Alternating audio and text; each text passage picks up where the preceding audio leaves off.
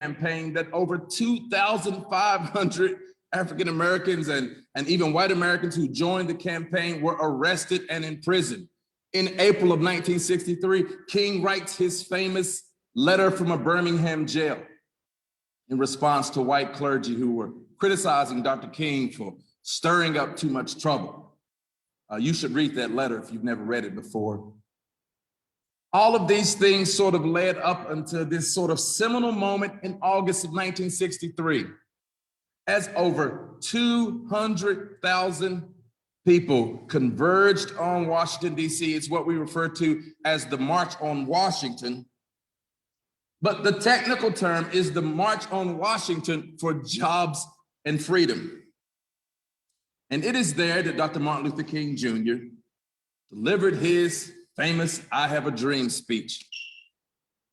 And what's so interesting about this speech is the sort of juxtaposition between the parts of the speech that America chose to remember versus the parts of the speech that America chose to ignore or to forget. Let me just share a couple quick phrases that Americans love to talk about when it comes to King's famous "I Have a Dream" speech. One of those is, of course, the repeated expression, "I have a dream." He repeats this expression over and over again. Another very, very famous expression, he says, "I have a dream that my 4 little children will one day live in a nation where they will not be judged by the color of their skin, but by the content of their character." That's a very, very popular phrase. Another one says, "One day right there in Alabama, little black boys and black girls will be able to join hands with little white boys and white girls as sisters and brothers. I have a dream today." Now you would think that that's pretty much the be all end all of Dr. King's "I Have a Dream" speech, because those are the parts America chooses to give emphasis to and to remember. But America completely ignores the beginning of the speech where Dr. King says 100 years later, the Negro is still not free. I mean, right at the outset of the speech, Dr. King is saying 100 years after the President of the United States issued Emancipation Proclamation, Black people are still not free. I think that's a pretty big deal that Dr. King is saying that. Listen to what he says here in the opening of his speech. He says, 100 years later, the life of the Negro is still sadly crippled by the manacles of segregation and the chains of discrimination. 100 years later, the Negro lives on a lonely island of poverty in the midst of a vast ocean of material prosperity. 100 years later, the Negro is still languished in the corners of American society and finds himself in exile in his own land. And so we've come here today to dramatize a shameful condition.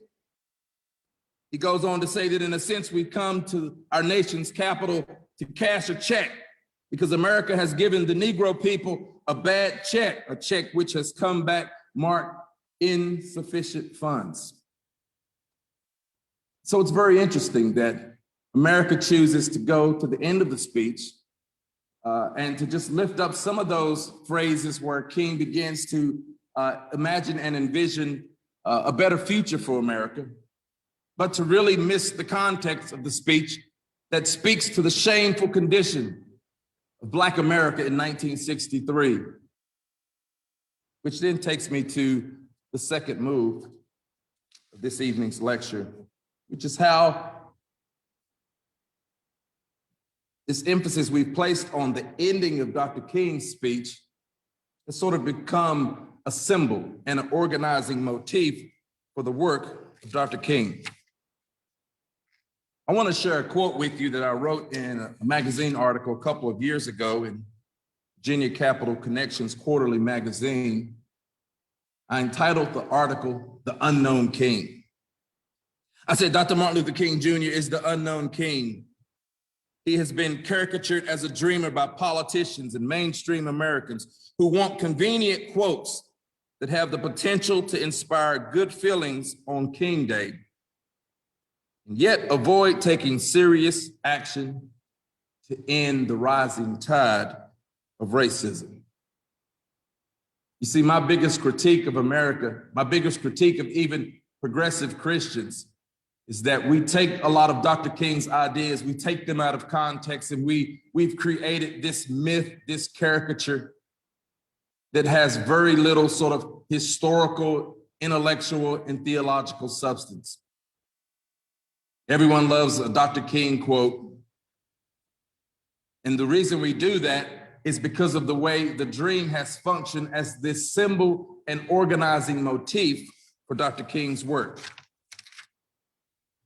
I'd like to encourage you to read a study on Dr. King. It's written by Dr. Vincent Harding. It's entitled Martin Luther King Jr., An Inconvenient Hero. And he sort of gives context to why Dr. King has become caricatured as this dreamer in America. And he said it was Jimmy Carter who first issued the formal call to America to claim Dr. King as a national hero. He did so in January 1979 in the pulpit of Ebenezer Baptist Church on the occasion of King's 50th birthday. And President Carter at the time was exactly right. Listen to his words. He said, Dr. King spoke of the America that had never been, of America we hope will be. And so a debate ensued in Congress over the appropriateness of looking at Dr. King as a hero, because if you understand your history, you will realize that Dr. King was very unpopular in the final years of his life. Not only did you have the federal government weaponized against him, the FBI referred to him as, one of the most dangerous men in America. Opinion polls were down. It was believed that the momentum of the movement had stalled. And so this debate sort of ensued about, is it appropriate to look at Dr. King as a hero here in 79, 80? And so what ended up happening is during this debate, there was a decision made, a tendency to focus on this idea of King and his dream. Harding says that Americans went to King's speech in August 1963 because it was easier to deal with the dream of an America where Black and white children would hold hands in unity. And so most celebrations of King's life began to focus on this dominant image, this image of King as a dreamer. I want you to know that Dr. King was more than just a dreamer. And if you just ask the average American citizen, what do you think of Dr. Martin Luther King Jr., chances are they're going to say, Dr. King was a dreamer. I was speaking at a writers' conference on yesterday, and one of the speakers, referenced Dr. King and his dream. Okay. And a lot of times people can't tell you anything else from the speech. They just know the name of the speech. And what that has done, and what I've tried to sort of unpack in some of the recent pieces that I have written, is that this whole motif, this symbol, this idea of Dr. King being a dreamer is very problematic. And I think it's problematic for three reasons. First of all, it's problematic because we do not look at Dr. King in his proper historical context. Everyone likes to talk about the dream, but no one wants to deal with what was going on in 63. For example, the fact that 100 years after Emancipation Proclamation, African Americans were still not experiencing freedom in America. So when people talk about King and the dream, they leave that part out, which is the substance of what he was saying. See, when you don't deal with the history, when you don't understand Dr. King in the context of what he was doing in the 50s and the 60s, then his ideas lose their import and their significance. So we have to understand Dr. King in his historical context. And this is why at Simmons College of Kentucky, we offer courses on Dr. Martin Luther King Jr., not only for our students, but for leaders in our community and people across the nation. It's my passion to help people to put King back in his historical context so that you understand the real significance of the work that he's doing. A second problem is we don't view Dr. King as an intellectual. Dr. King is more than just a civil rights leader. He's more than just a great speaker. He's more than just a Baptist minister. Dr. King was a towering intellectual figure. Dr. King should be studied at every college, every university, every theological seminary, every university divinity school in this country. And not only should King be studied in our colleges and universities, King's ideas ought to find themselves into our public school systems. We ought to do more than just color pictures of Dr. King in elementary school. You have to view King as an intellectual. He has a PhD in systematic theology. His ideas, carefully construed, fueled a movement that changed the world. Why isn't that the model of what we're trying to emulate in the world? Dr. King is an intellectual second to none. And a third problem I think we have with this myth of Dr. King as a dreamer is that King is then de-radicalized. There is a reason Dr. King was hated, not popular, kicked out of his own convention in the National Baptist Church. I mean, there's a reason. Because King was radical. You know, it's sort of lots of similarities to the life and the ministry of Jesus Christ. Everyone loves Jesus after the resurrection, but it's like, why was he so unpopular that people wanted to kill him? Why were the masses of people screaming, crucify him? Okay, because Jesus was radical. The reason Dr. King was not loved, the reason Dr. King was not popular was because Dr. King was radical. He spoke out against the Vietnam War. He told America the truth about itself. And so viewing Dr. King as just a dreamer misses just how radical he really is. Now what I'm gonna do is I'm gonna shift my attention and grab my laptop and invite us into what I would sort of call almost a classroom experience via Zoom. Because the third part, the substance of tonight's lecture, is that Dr. King's dream becomes a nightmare in his life and after his death. Because in a real sense, Dr. King's dream was what I like to think of as an invitation for imagination. He offered a vision of a better America, a more just America. He laid before us the possibility that we could walk a different path, sort of like the prophets of old, prophets like Elijah, prophets like Moses, who would say, let's take a different path.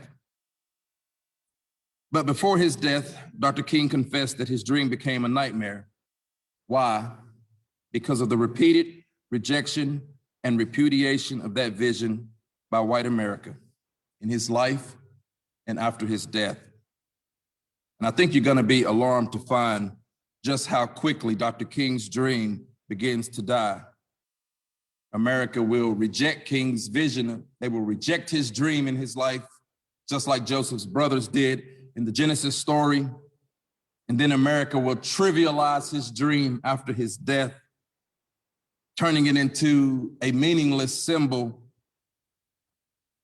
And in doing that, we will fail to take King's prophetic and paradigmatic work seriously, which will set us up for the historical moment in which we find ourselves. So give me one quick second.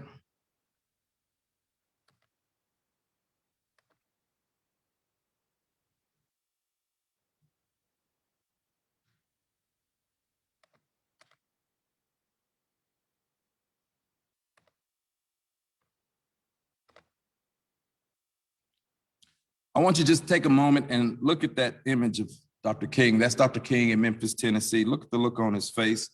These are the last days of Dr. King's life as King is facing the full brunt of white American hate against him and his work. Let's backtrack a little. 3 weeks after Dr. King gave his famous I Have a Dream speech, a church in Birmingham, Alabama was bombed and 4 little Black girls were murdered in that church, and Dr. King preached the eulogy. Your first homework assignment tonight for this week is to look up the eulogy that Dr. King preached at this church. Because his opening statement is Black Lives Matter before there was ever a Black Lives Matter movement. Dr. King was struck by this bombing, the murder, the senseless murder of these 4 little girls. And in his eulogy, Dr. King says that these 4 little girls have something to say to us. And that kind of gives you the public side of how the bombing affected Dr. King. But then there's also the private side. If you read Coretta Scott King's autobiography, as she narrates how the bombing really affected them.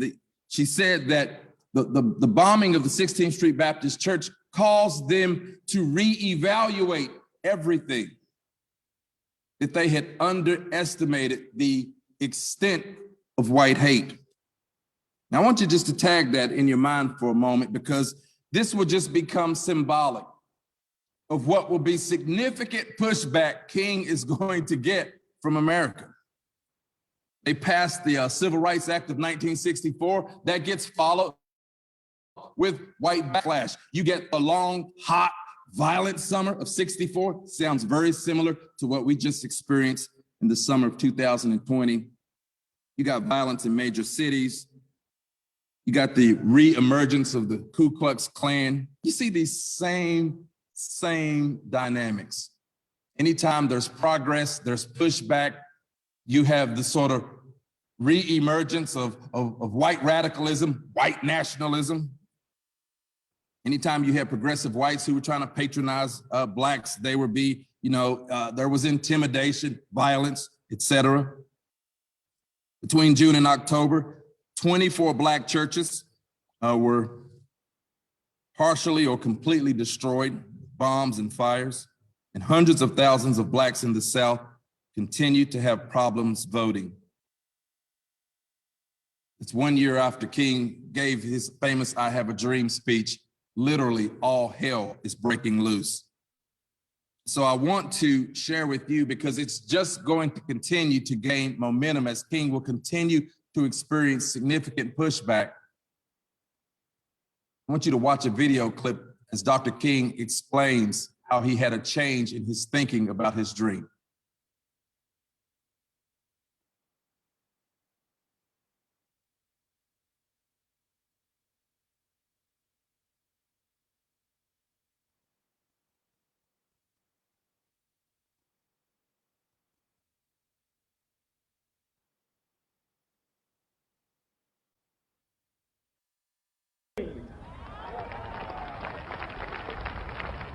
My 4 little children will one day live in a nation where they will not be judged by the color of their skin, but by the content of their character. I have a dream today. I must confess that that dream that I had that day has at many points turned into a nightmare. Now, I'm not one to lose hope. I keep on hoping. I still have faith in the future. But I've had to analyze many things over the last few years, and I would say over the last few months.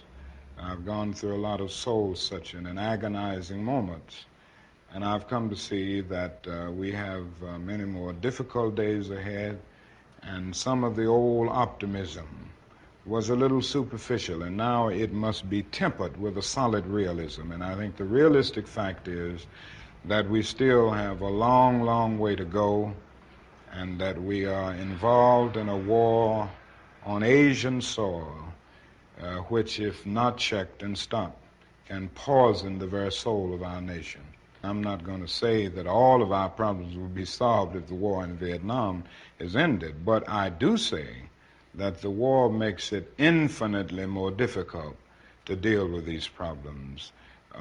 When a nation becomes obsessed with the guns of war, it loses its social perspective, and programs of social uplift suffer. This is just a fact of history, so that we do face many more difficulties as a result of the war. It's much more difficult to really arouse a conscience during a time of war. There is something about a war like this that makes people insensitive. It dulls the conscience.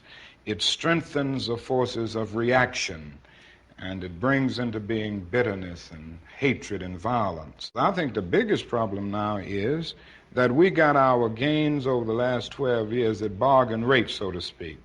Didn't cost the nation anything. In fact, it helped the economic side of the nation to integrate lunch counters and public accommodations. It didn't cost the nation anything to get the right to vote established. And now we are confronting issues that cannot be solved without costing the nation billions of dollars. Now, I think this is where we're getting our greatest resistance. They may put it on many other things, but we can't get rid of slums and poverty without it costing the nation something. I feel that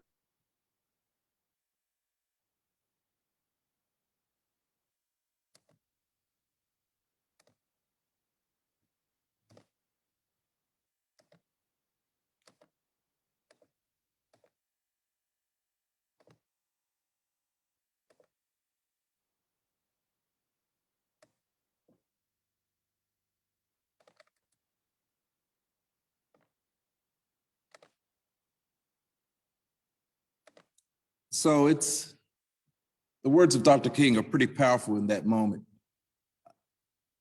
He explicitly said his dream had become a nightmare.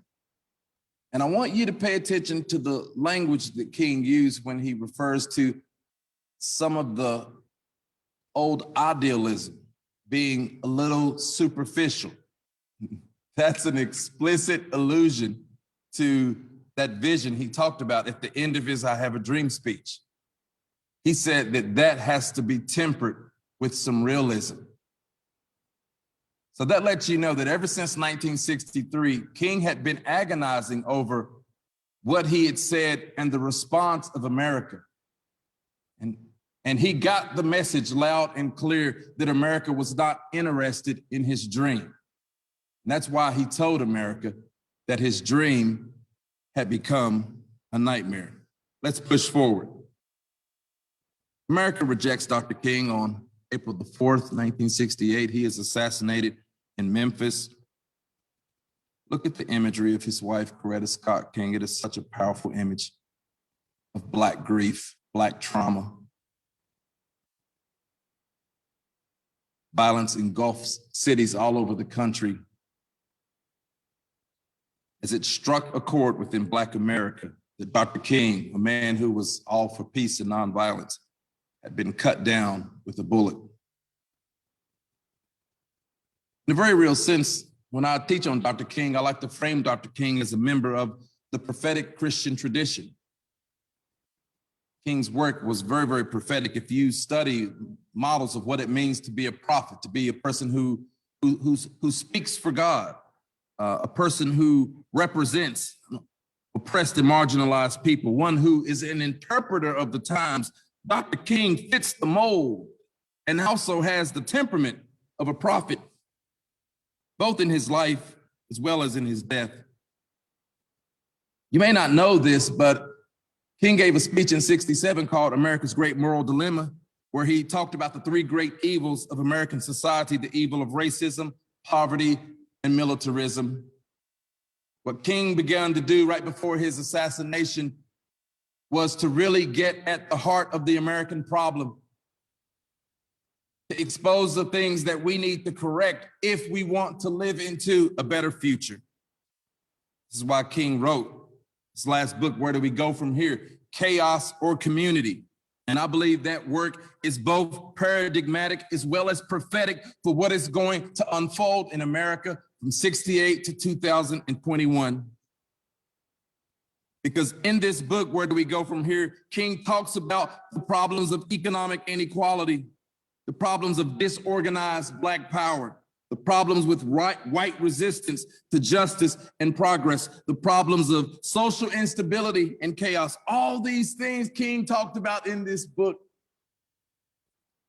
He said we need a revolution of values and warned that without a spiritual moral reawakening, we shall destroy ourselves with the misuse of our own instruments. Coretta wrote the foreword for a recent edition of this book, and, you know, she made a statement in the foreword that just really stands out in my mind. She says, "It is our common tragedy that we have lost his prophetic voice, but what compounds the tragedy is if the lessons he articulated are ignored." And that's exactly what happened. We did not listen to what Dr. King was trying to help us to see about ourselves and about this nation. So what ends up happening is America will fracture if it does not address these fundamental problems we have with racism, poverty, and militarism. So what ends up unfolding from 1970 up to 2008, we have the era of mass incarceration, where there are major problems with policing, sentencing, and the criminal justice system. I encourage you to look at the documentary 13th. It's the era of the super rich, recessions every decade, growing poverty and inequality, great advances in technology, deepening partisan divide, and the loss of civil rights gain and wealth that we see in Black communities everywhere.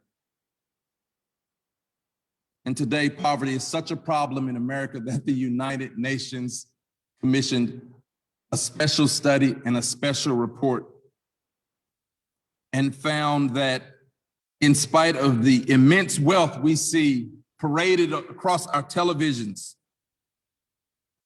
that about 40 million people live in poverty. 18.5 million are living in extreme poverty, and 5.3 million are living in third world conditions of absolute poverty right here in the United States of America. Why is the United Nations studying poverty in America? Why aren't we taking a look at those things? Because America has a problem looking at its underbelly, looking at its underside. America's not only do we have a poverty problem, we are addicted to war. Jimmy Carter mentioned, I have to move this for a second so I can read, that, you know, we have been constantly engaged in war pretty much our entire history. We've had maybe a brief 16-year break. What does it say about us and our addiction to war and violence? And do you know how expensive it is? We spend more on defense than all the developed countries combined. I mean, it's crazy what we spend to keep militarism going. But in a real sense, there was an event that I believe changed America, that hit a very, very deep nerve in the American psyche, and that was a Black man being elected as the president of the United States.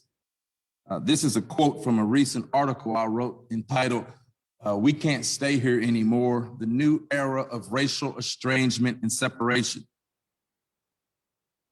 When President Barack Obama, when he became president of the United States, he unleashed a new wave of racial hate. Now, it's not his fault, but there was something about that Black man being in the White House that woke something up in white America.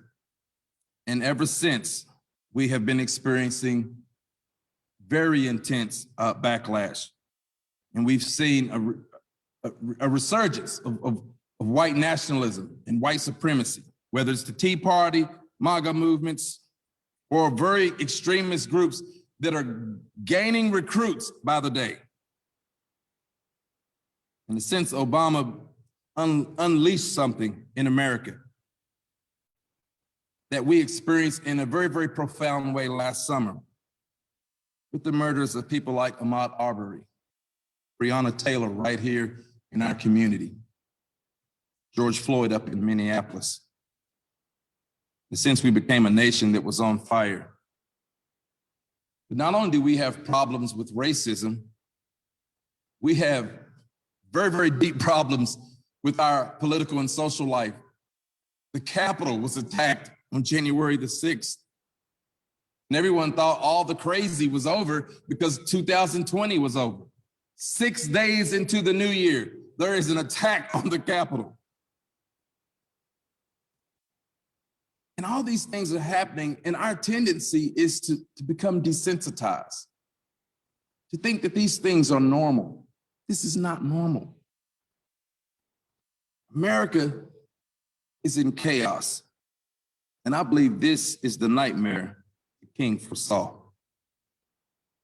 In a sense, I think we're in one of these sort of cultural revolutions. We're in one of these hot historical moments that we're going to be writing about for years and years, because we've had a global pandemic that has really exacerbated deeper problems we have in American society.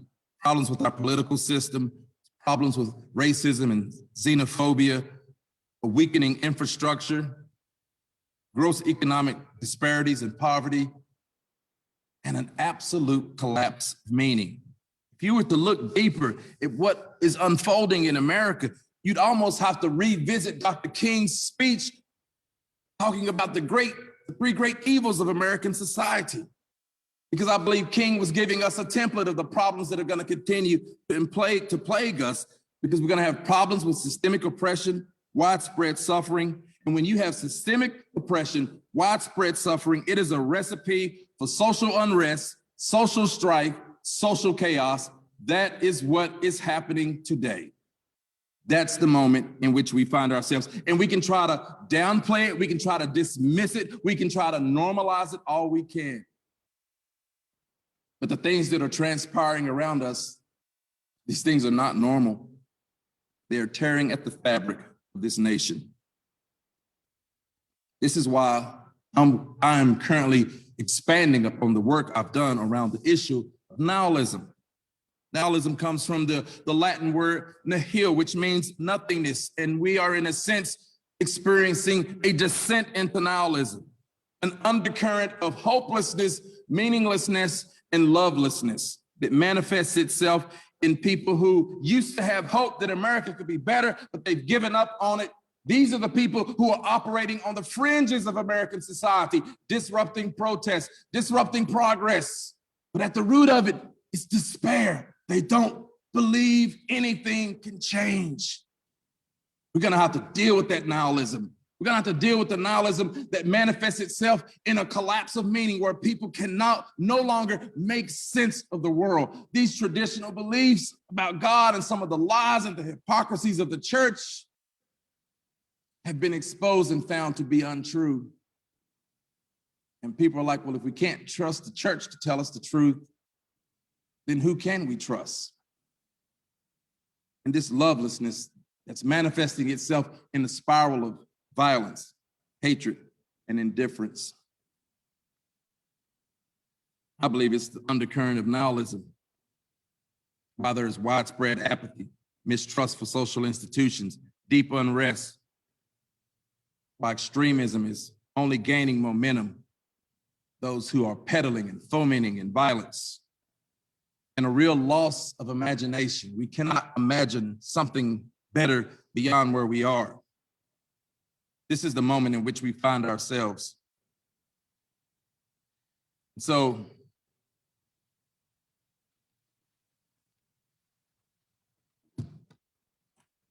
you're like, wow, it sounds pretty bleak. But I want to go back to the night before Dr. King was assassinated. It was April the 3rd in '68. He stood in Pentecostal church in Memphis, Tennessee, and he delivered his famous mountaintop speech. And even though King knew his dream had been rejected and his dream had become a nightmare, King was still holding on to hope. He was holding on to hope. He says, I may not get there with you, but my brothers and my sisters, we will get to the promised land. So what King was doing was, I think, adding depth and context to a statement he made earlier when he told America in that NBC News interview that we have a long way to go. I think what King was saying was that we're not going to get there right now, but we are going to get there. And so I believe King's mountaintop speech is a cause for hope, hope beyond the chaos.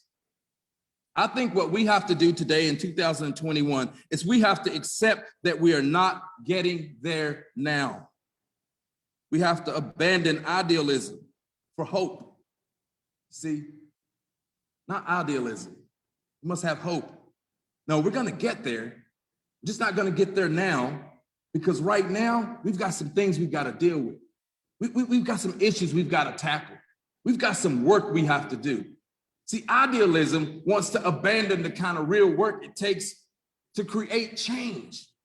So instead of holding on to idealism, what we need is hope. And hope is gritty. Hope is tough. Hope embraces the hardness of the moment and the work that must be done and the baton that must be passed to the next generation. We will get there.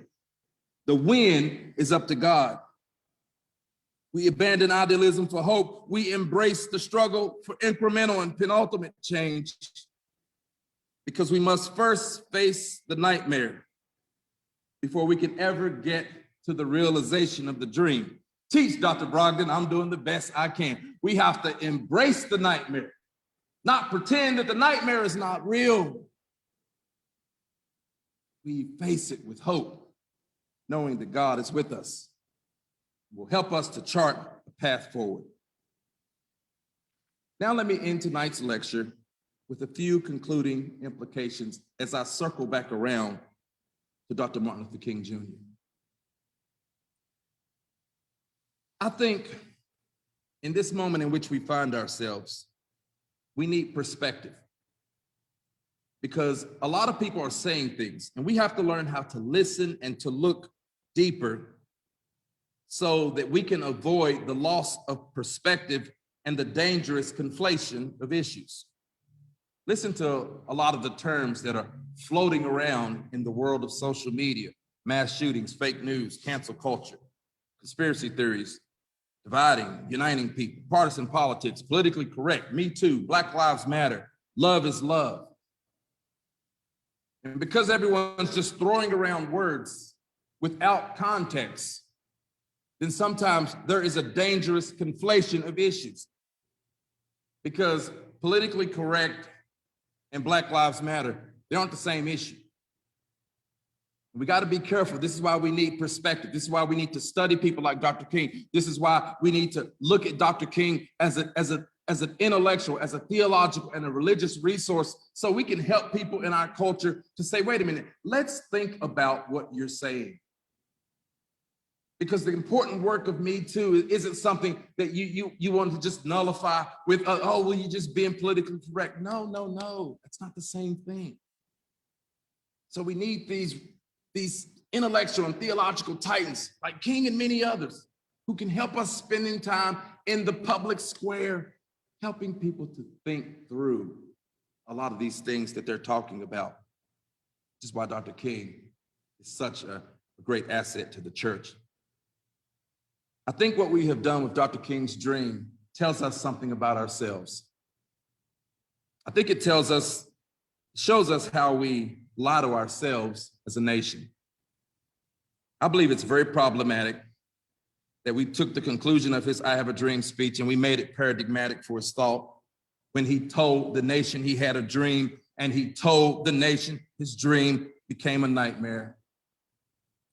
We ignored the latter message, opting for an excerpt of an earlier message. Both need to inform our understanding of Dr. King, because it helps us to not only understand Dr. King, it helps us to understand America. I think too many Americans have a one-sided view of King that doesn't really help us to make sense of our world. It doesn't confront the magnitude of problems associated with over 300 years of structural evil and injustice. We have to move beyond this sort of simplistic understanding of Dr. King. We have to hold his dream and his nightmare in a critical and creative tension, because it provides both a healthy dose, a healthy reality check, but it also lays before us a vision of how to get from where we are to where we need to be. So in this moment of division and fracture, nihilism and moral confusion, I want to encourage you to draw on the wonderful resources of Dr. King's writings, because I believe they provide a path forward for America. Thank you. And I'm looking forward to answering some exciting questions.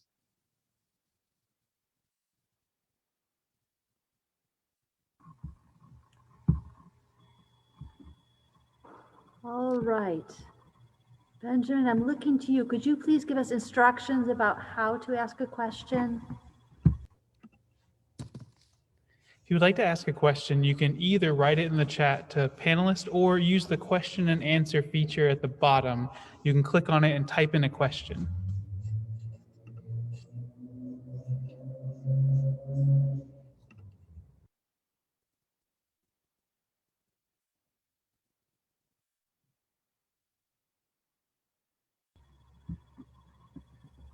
All right. I see that we have a question from Vicky, and her question is, why is the when up to God? That feels powerless.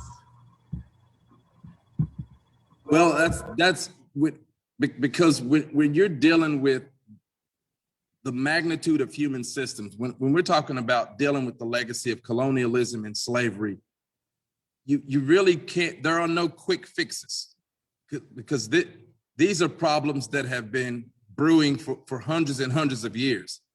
And so when you're trying to unravel that knot and to correct these systems, when something has been done over hundreds and hundreds of years, you can't fix it in your lifetime.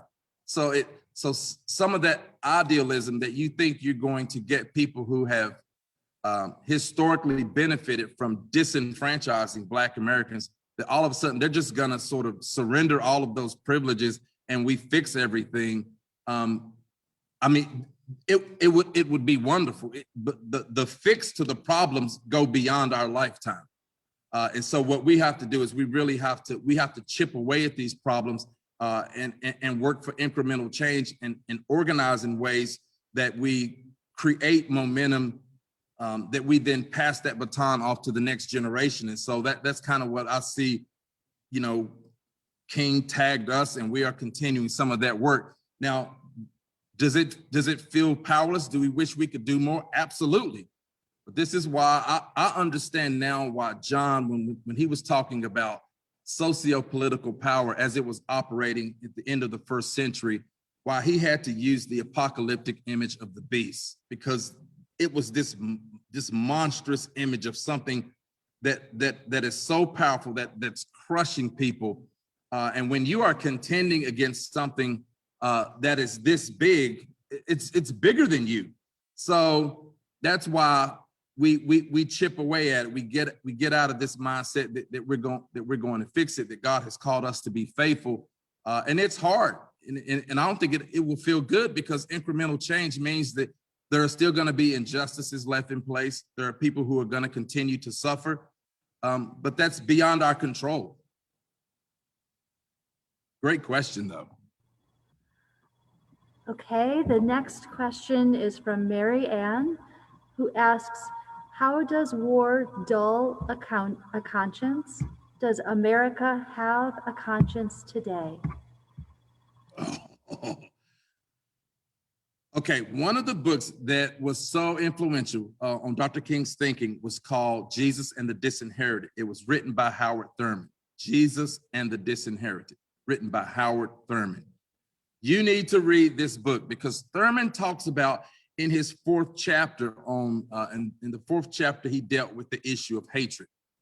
And you can tell Dr. King was influenced by Thurman as King is thinking through what happens in a country that's engaged in war.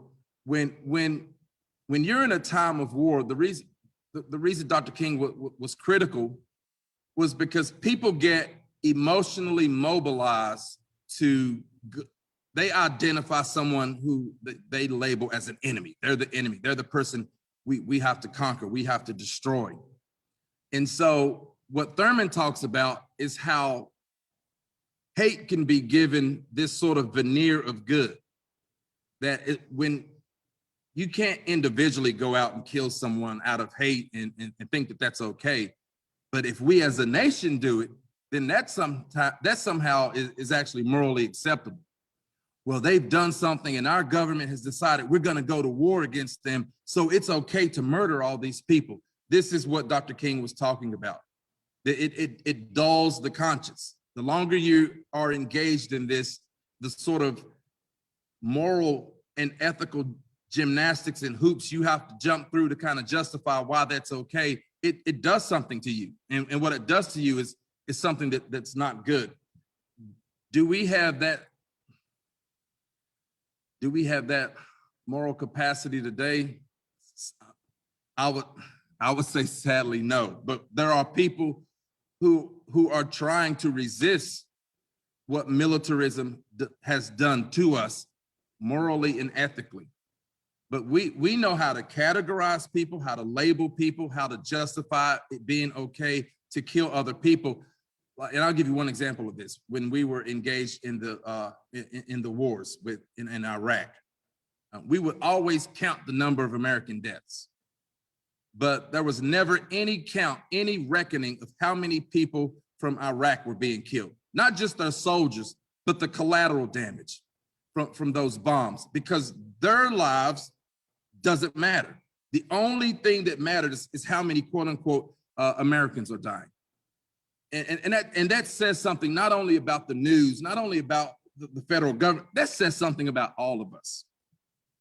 Wonderful question. The next question is from Georgita. Where indeed do we go from here?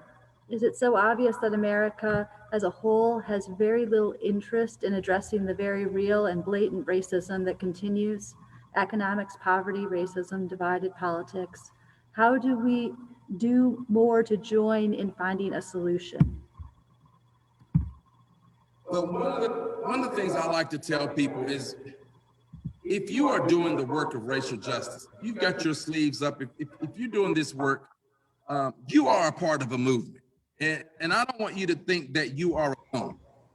There are a lot of us out here in communities across this world who are doing this hard work. So I would encourage you to make sure if you are a solo act, or if you're not even doing any of this work, get connected to churches, organizations that are doing this work. Because to me, the hope isn't in fixing the problems. The hope is in being a part of the work that's being done and knowing that God is at work with us in doing this work. And so because we're doing this in response to God, and God is joining us because God has called us to this work, then God has a way of magnifying and amplifying and helping us to be as effective as we possibly can be. So partnerships, being a part of organizations and institutions that's doing this important work is very, very important, which is why, I mean, look at tonight's collaboration between the St. Matthew's Episcopal Church, Baptist Seminary of Kentucky, Simmons College of Kentucky. So these are people who are working together, who are helping people to understand the issues that we are facing by providing a national opportunity for people to be enlightened, educated, so that they can then be equipped to go right back into their communities and to take up this work. Don't minimize the power of what is happening even tonight. It makes a difference.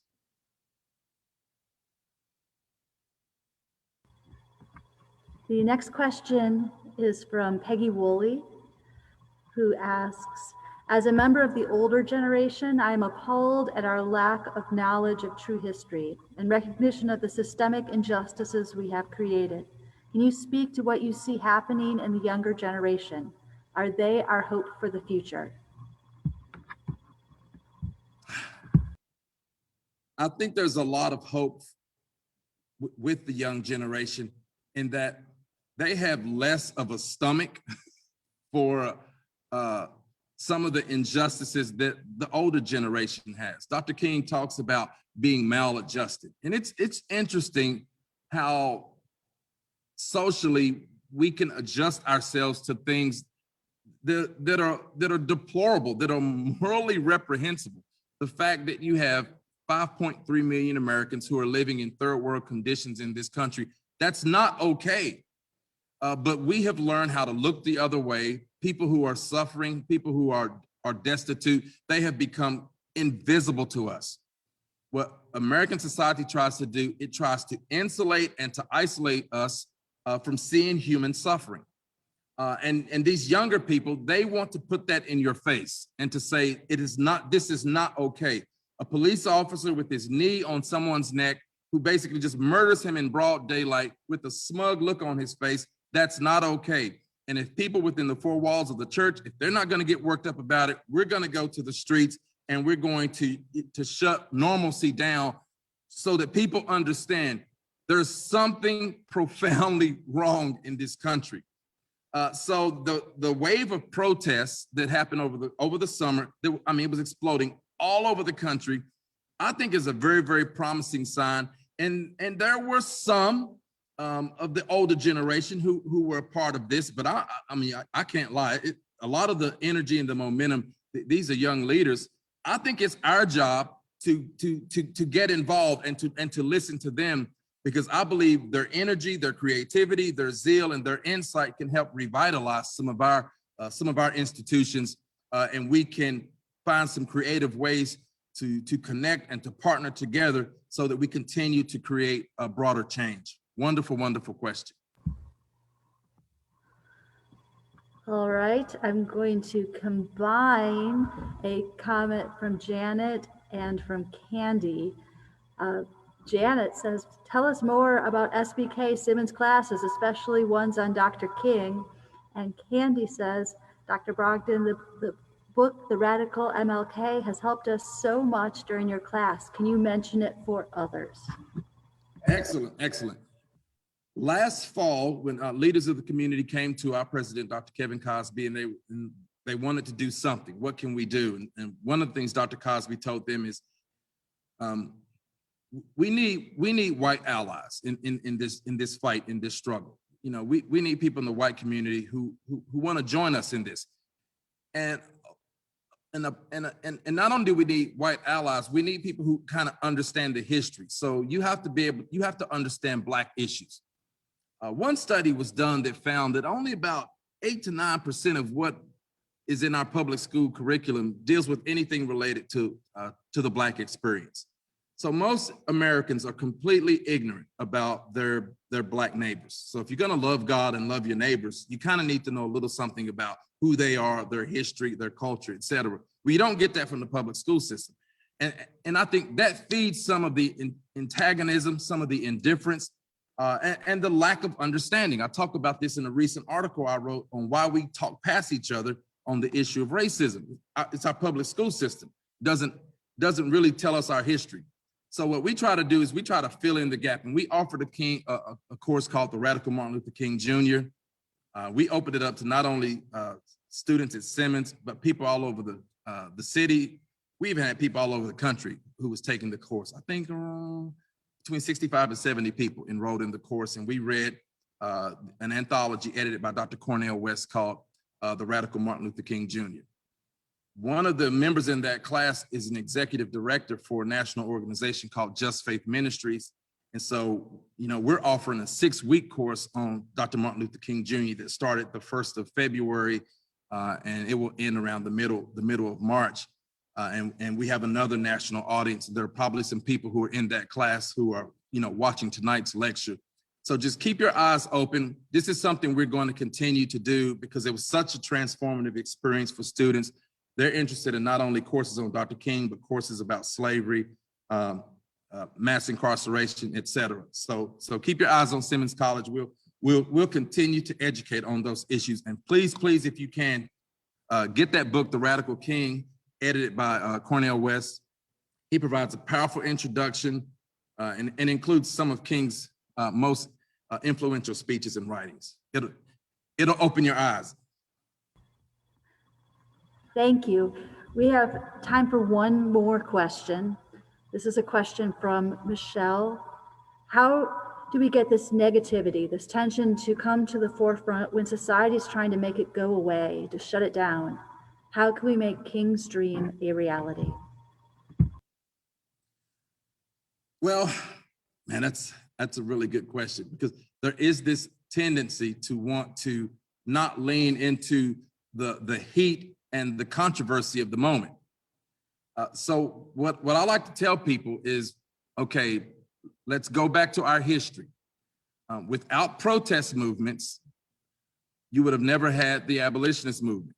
Okay, so without people who caused enough trouble that eventually the system of slavery that was legal for 246 years, the only way that's going to change, it's going to take a significant push. And there were always people trying to shut that down. Okay, the same thing is going to happen when it comes to the civil rights movement. Read the end of King's letter from a Birmingham jail and the end of his Playboy interview, and see what he says about how disappointed he was with white Christians. Okay, because white Christians have such a bad history of always trying to be neutral and always trying to, we shouldn't be talking about these social and these political issues like, millions of Africans being enslaved or the millions of Africans experiencing this unjust, horrible system of Jim Crow segregation. So what we're not going to do is we're not going to replicate that. And this is the same crowd that's trying to shut down the protests, that's trying to shut down the push to bring real change to America.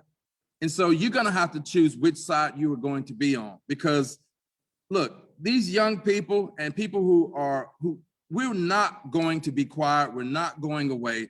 It is not right that the average Black family has $5.04 of wealth, that a white family that has $100 in family wealth, that the Black community has 2.6 of the wealth of this country, and we're 13.4% of the population, where our white sisters and brothers are 60% of the population, and they own 90% of the wealth. So when you look at who are CEOs of all the Fortune 500 companies, who are presidents of major colleges and universities, who's on the board, the white power and white privilege still very much operates at the center of society. And we're gonna have to make some deeper structural changes so that we can have an America that's better for everyone. So I'm encouraging people not to shy away from the moment, but to lean into the moment, and to do so with the kind of perspective that people like Dr. King can provide, so that we can learn how to use this moment to create momentum that leads to real change.